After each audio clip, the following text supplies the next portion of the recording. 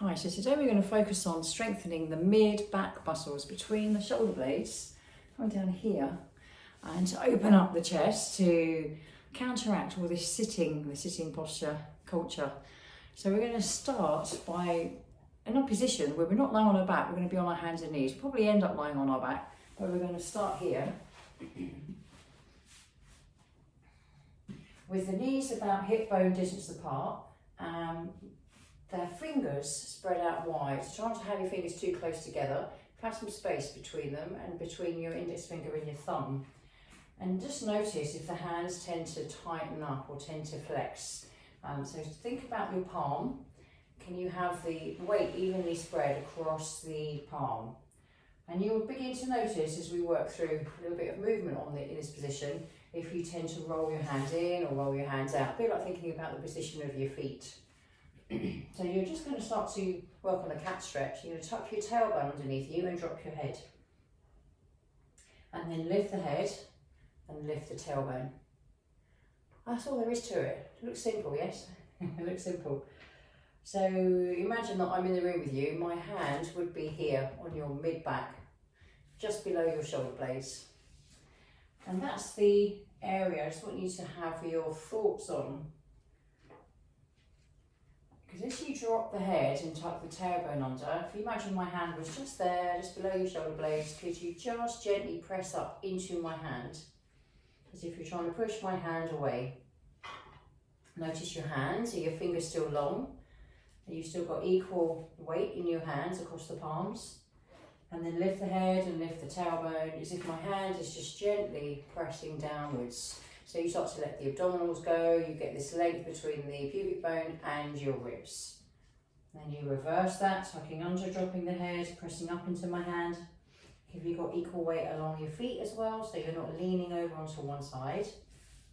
And then reverse that.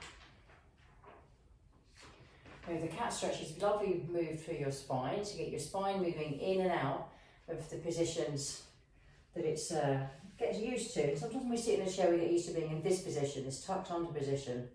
We're taking it out of that position and opening it up. And sometimes we can get stuck in this position with the lifting of the chest and the compressing here in your back. So come back to tucking under, dropping the head, looking towards your navel. Check your fingers, check your thumbs, and then lift the head. Let your heart feel like it's lifting up towards your face. Tuck back under, let the heart feel like it's coming up between your shoulder blades. And lift the head, let the heart feel like it's coming up towards your face. And then come back to what feels like the middle. So imagine you've got a post on your back, or a broomstick, and it's touching the back of your head, the middle of your shoulders, and your tailbone. I usually find people tend to tuck under here and grip here in their abdominals, so let go, the lengthen here and lengthen here. So your tailbone is long behind you. One arm out in front, the opposite leg behind. Come off the floor with both. Come back down and then change sides. Opposite arm and leg, lift and come back down and come back in. Moving out again, opposite arm to leg. Don't hold your breath. Check your head's not dropping as well.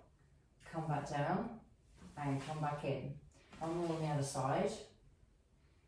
Just lifting out of that arm. So the arm that's staying on the floor, lifting out of that arm, keeping the spine in the middle, coming back down.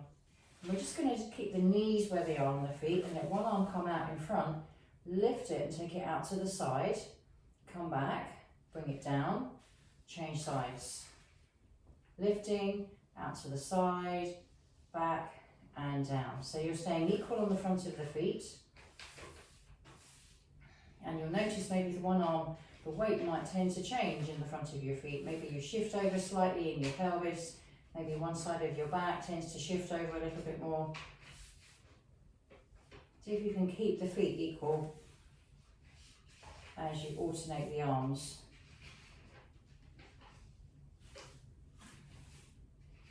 Woohoo. And then rest, toes together, knees apart. Let your sit bones go as close to your heels as possible. with the lengthening of your sit bones, if they're going back beyond your heels, and come down, walk your hands down and forwards, and let the front of your spine feel like it's resting down on the floor, as if your spine was a chain, and then link by link it's coming down onto the floor. Now if your head doesn't reach, put your hands underneath your forehead to rest.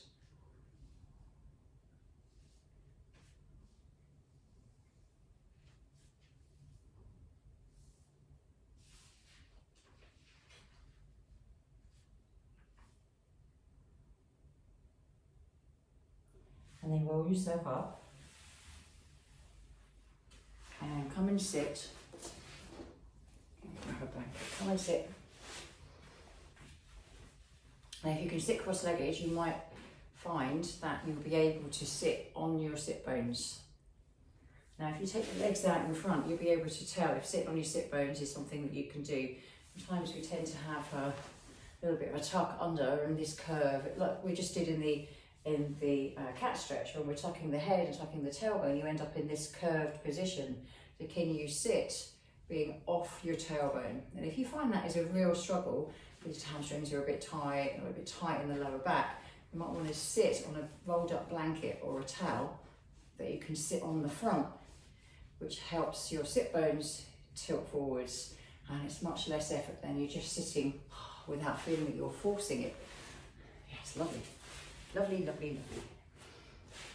And you can do this at work, you can sit like that in the car, on the rolled up blanket or rolled up towel, so you feel that your pelvis can be in a neutral position. So put your hands together into the prayer position, thumbs on your chest bone, and just turn from side to side. Let your head go as well. It's your body that's doing the rotation.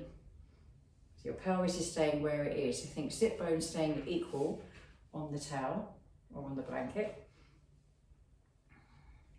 Tailbone off the floor.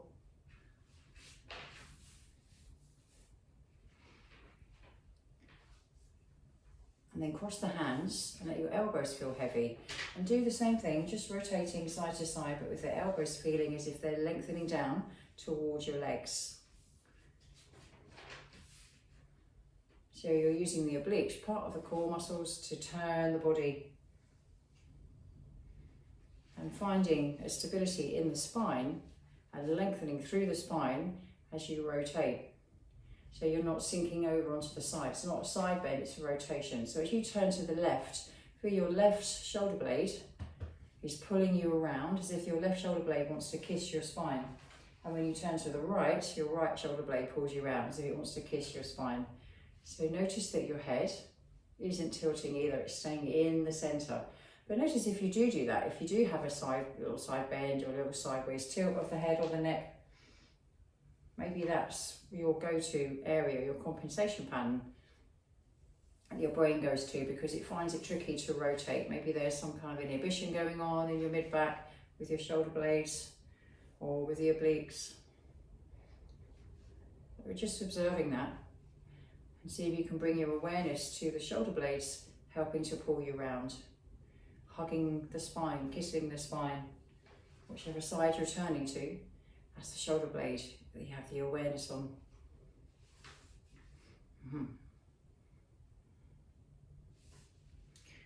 Okay, coming back, then to the middle. And then come and lie down, and then lie on the backs, and then put that to one side for a moment. Bend your knees when you get there, so your knees are facing the ceiling and your feet feel like they're on flat as if they were standing. Take your arms out wide and have your palms facing the ceiling and start to lift the hips so you flatten your back as if you're dropping the chain of your spine down into the floor, link by link. You're going to start to pick it up. And as you do this, you'll find it's quite easy to have the arms here. You start to feel as if they want to roll back slightly, so the palms face the back of the room. And then you come back down with that spine, as if you're putting it down, the chain coming down to the floor, link by link. And you will notice if there's part of that chain that feels that it's not coming down, that it wants to come down before the rest of it. You might notice that the lower part of your pelvis wants to come down before the upper part. So if you think of it like a chain, as if you were placing a chain down link by link, how would it sit down into the floor? And you just notice how that feels in your spine, because we're all going to be different. We've got different posture types, different tightnesses, different holding patterns, different compensation patterns going on. So just noticing, finding that movement in your spine. And then we just start to bring in a little bit more awareness so that your feet help you.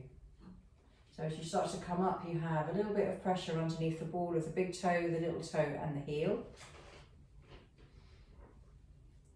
So you feel equally pressing the floor away, and the shins feel like they're reaching forwards towards the front of the mat. So you start to open up your hips a little bit more.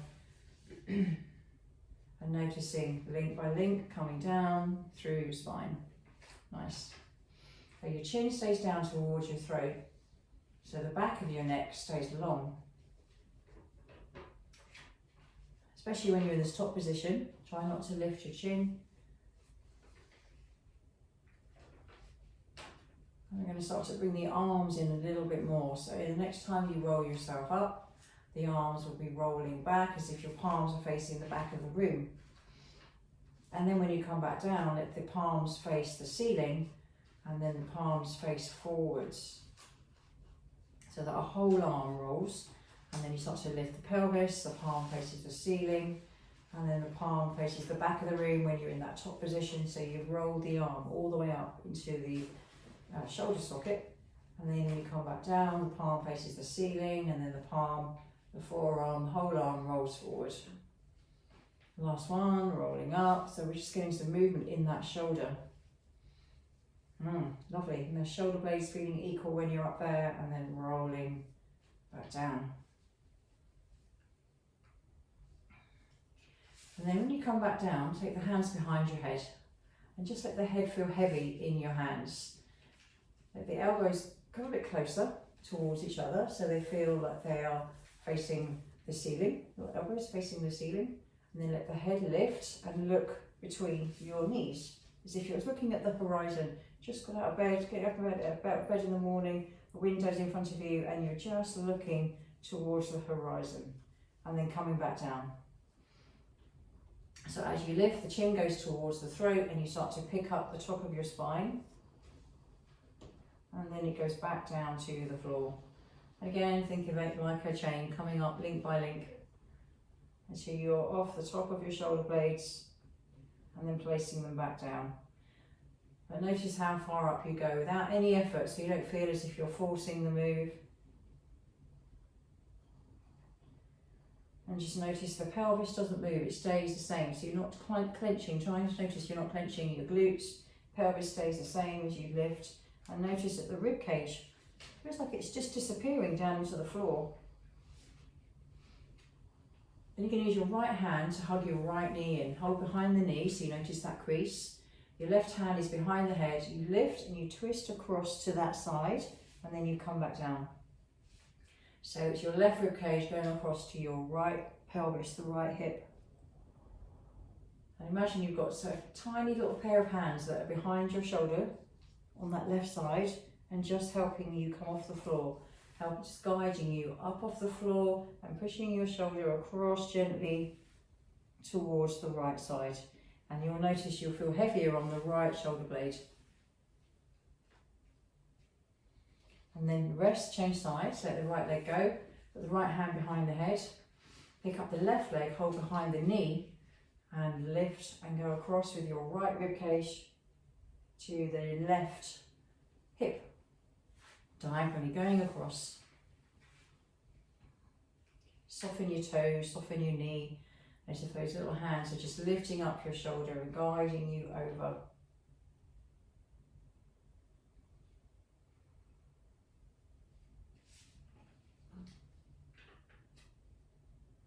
And we'll do one more.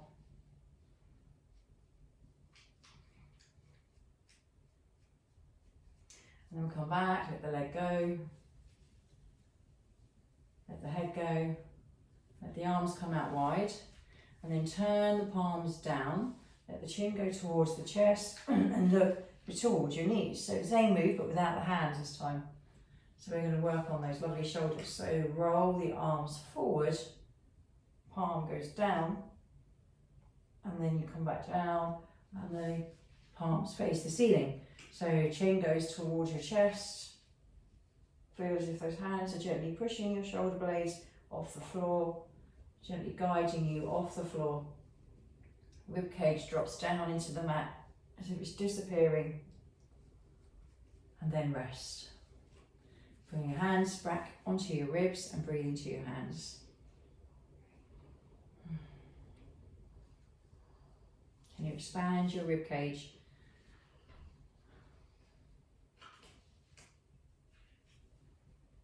And just notice if they expand equally on the right side, the left side together.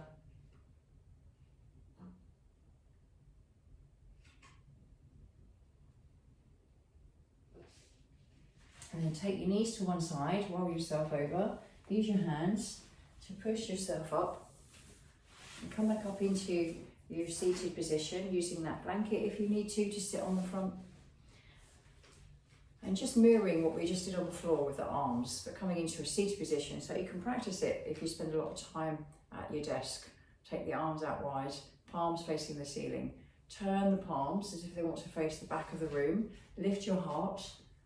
Let the back of the head drop towards the shoulder blades, and then drop your chin down towards the chest, so the back of the head wants to look towards the ceiling, and roll the palms forwards and down.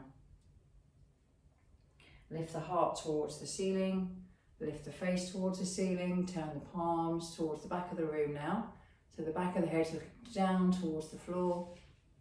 Let the chin come back towards your chest, so the back of the head's looking to the ceiling, and you roll the arms forward, the palms facing the back of the room. Turn the arms again to face the ceiling and then face the back of the room. And then they roll forward and come forwards. And then come back and rest. Come back to noticing your breath. Are you resting on your sit bones equally? Maybe the length of your waist, right and left side is the same, so you're not compensating. Notice if you tend to lean over or sink over onto one side, especially if you have a computer on one side of your desk, or you tend to turn more on one side. Maybe one side has a little bit more of a bend in the spine, which puts a little more pressure on one side of your spine and your discs and things like that, tightening up your lower back. Just notice side to side if you did a little side to side bend. So one side feel easier to get into and out from than the other.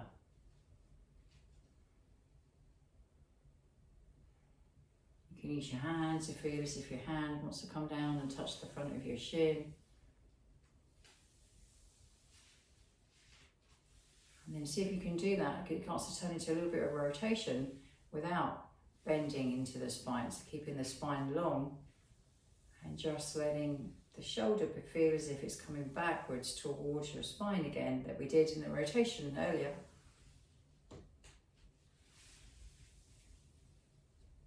Letting your hands help guide the movement. Staying equal on the shoulders, staying equal with each side of the ribs. And just notice if you do tend to sink onto one side, which side is it? And then come back and rest. And as you come back into the centre, allow the head just to turn from side to side without anything else turning with you. So notice your sit bones as if you had a line drawn between the right and the left sit bone, and there was a little circle in the middle of that line, and your spine is balanced above that circle all the way up to the crown of your head.